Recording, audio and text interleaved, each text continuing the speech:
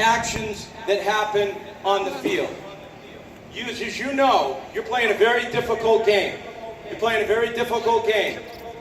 In a lot of ways, it's symbolic of what life is. It's up and down, it's up and down, it's up and down. Make a good play, you don't have a good at bat. You make a good play, you don't have a good at bat. You have a good at bat, you don't make a good play. It's kind of that way.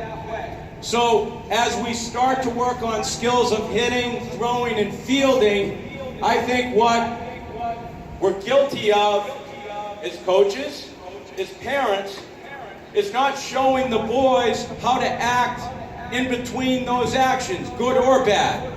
And I'm not going to tell you, you guys have the best role models out there, because sometimes the actions on good things are actually bad actions that happen on good things.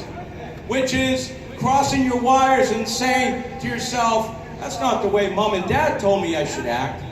Well, there is a good way to act. There is a right way to act. I'll go to games all summer, and I'll be in Atlanta this weekend, and I'll watch kids come in the dugout, maybe 15 guys on a team, and I may see 15 guys just spread apart in the dugout, not connected to one another. I bet there's probably going to be 9 or 10 kids on their phone, not talking with one another. There's going to be 15 kids in that dugout. They're all going to be dressed differently. They're going to have all the gear. They're going to look right. But just because you look right doesn't mean you're going to act right. So the things that we're talking about right here are the same things that we do at Vanderbilt. We walk through this activity. We show them how to strike out. We show them how to act after a strikeout. We show them how to act after a walk. We show them how to round the bases on a home run. We show them how to treat umpires.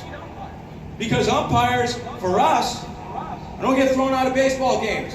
I don't get thrown out of baseball games. Why? Because I have to model the behaviors that I want out of my kids. If I tell my kids to act a certain way, and then I come out here and act like a fool, those words are going to mean nothing. Mean nothing at all. And the other thing I tell my kids is, we're that bad that we need every call to go right from the umpire? You're telling me that? No, we don't need every call from him. We don't need every call from him. They're not going to dictate the game. And sometimes it comes down to that, where an umpire makes a close call and it determines the game at the time. But there were several other times during the course of the game where we could have made a difference, and we didn't. So it all comes back to a big, long word that you 5 and 6 and 7-year-olds probably don't know yet, and you 13 and 14-year-olds are starting to learn, and that's accountability and taking responsibility for your own actions.